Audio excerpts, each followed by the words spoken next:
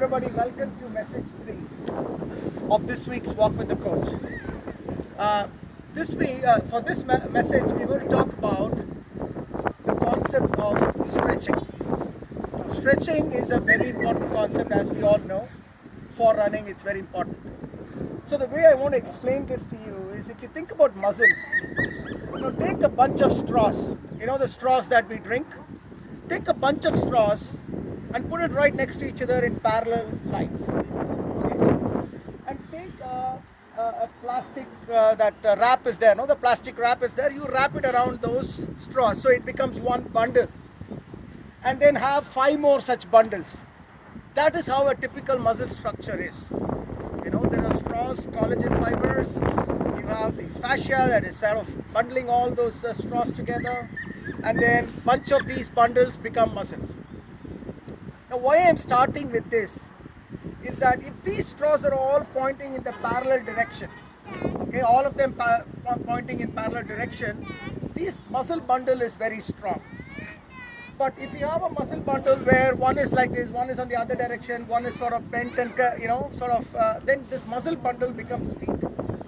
So our goal is to have a supple muscle bundle where all these straws are sort of parallel to each other. Thereby it can take load, and thereby it can take the load of running. That's really what, in a very simple, non-medical sort of explanation I can give you on what is muscles. So now comes stretching. Now if you open an English dictionary, stretching essentially means is what? You just take something and pull it apart. That's really what stretching is.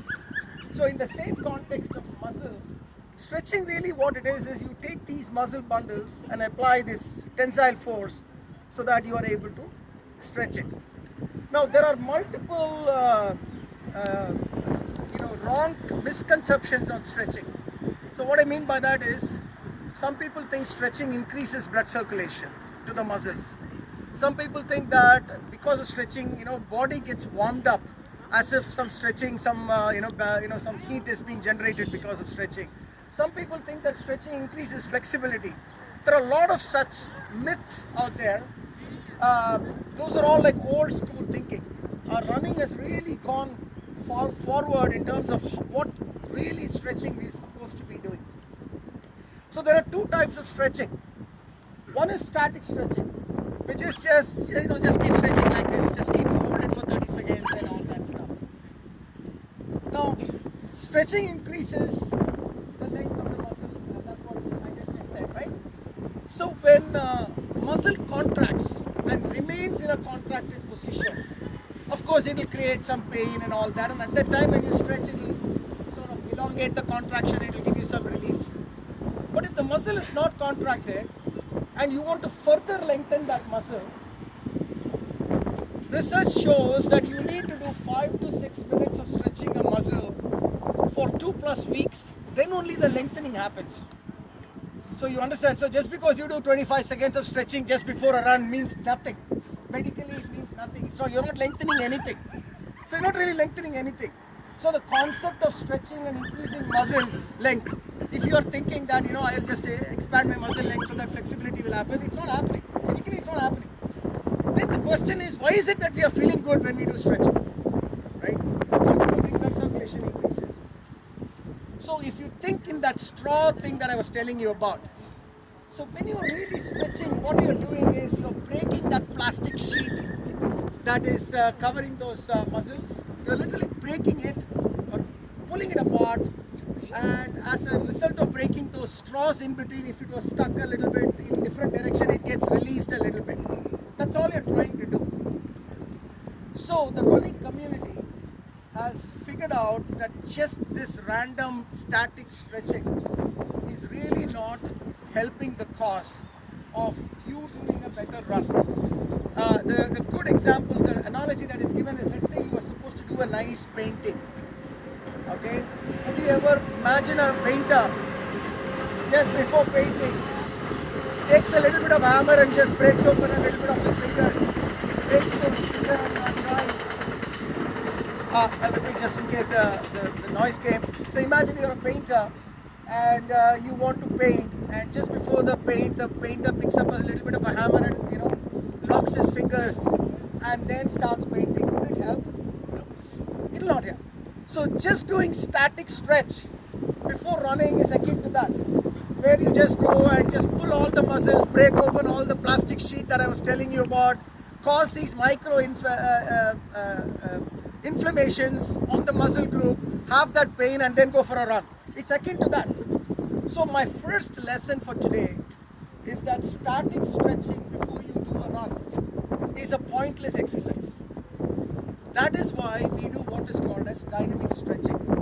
Now the word stretching and dynamic itself is a bit of a misnomer. Actually, it is not dynamic stretching. It is the right word for it is dynamic activation.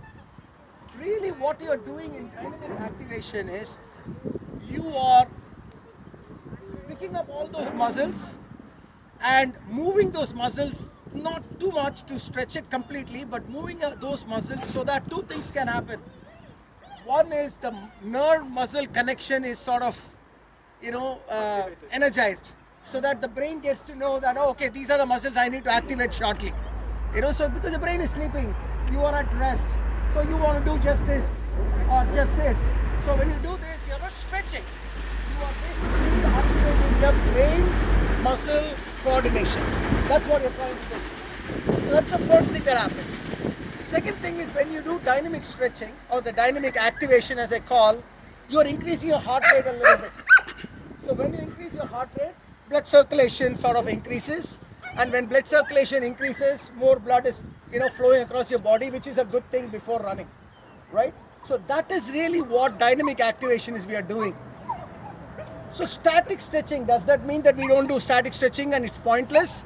There is value in static stretching, and that is done after the run. When you finish your run, there are times when you have contractions of muscles have taken place and it hasn't expanded back. That's why you get cramps, right? So those contractions, you want to release it before you finish your run. That's why you do static stretching after the run. So you finish your run and then you do all the things that you need to do, calf muscles everywhere. You're essentially a little bit stretching, not like going to town with those stretches. 30 seconds, a little bit more, just release those stretches and you're good to go. That is static stretching. So in summary, dynamic stretching or dynamic activation is about activating the muscle nerve connection. That's really what we're doing. It's not about expanding the muscles.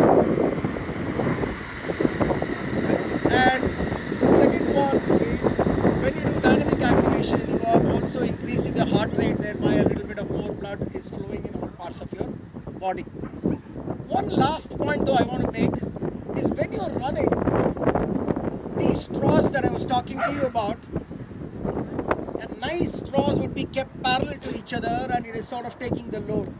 But as you're running, these straws get sort of twisted and it forms a knot with each other. These knots are what causes you localized pain after long runs especially, right? So now let me ask you, let's say I give you a thread and it's got a knot and I'm asking you to untie the knot because you want to untie the knot, then only it becomes free. How do you untie the knot? Logically speaking, if I give you a thread with a knot, will you untie it by pulling it away from each other? You're only tightening the knot, right? If you think about it. That's what you guys are doing. If something is paining, if somebody says go and stretch, it'll get all right. You are literally tightening those knots if you have pain in localized certain spots. So keep that sort of picture in your mind. So when you have knots, like knots means pains, localized pains in your thigh, especially new runners will get calf muscles anywhere. The way to solve for that is what is called as rollers. Like what I'm saying you to do is, I'll have a separate podcast for that. But wherever there is a pain, you just go around. Let's say you have pain around your tibia, which is your bone on the front part of your leg. So let's say the pain is here. So wherever is the pain, press hard on that pain, like on that spot, so it will be a little sore, but you're literally putting some force onto that knot and then flexing your joint. Let's say if the problem was here, you do dorsiflexion, this flexion, this flexion up down with the pressure on the knot. This will magically release the knot, guys. Okay, you understand this? If let's say pain is here, you have to kind of look through your body to feel that. The way to understand this knot is if everybody touch your forearms. See how supple your forearm is. Normally forearms are the best muscle groups in terms of the muscle explanation I gave you. So that is how your muscle should feel, how supple the muscle is. But after you run, you just start touching various parts of your body, you will realize that some places those knots are formed, right? The way to do this is press hard on that knot and flex on both sides the joint. If it is here, then your foot flex up and down. When you do that, these knots get released. It's a magical sort of, I did that a couple of days with Renu, my wife. Something happened and suddenly she got a relief. And I've seen this multiple times with myself too. Okay? Try this out. That's all we required for all your piece of 3 and piece of 4 so that you don't run that way. That's pretty much it, guys. Enjoy the long run. Thank you for coming. And thank you all.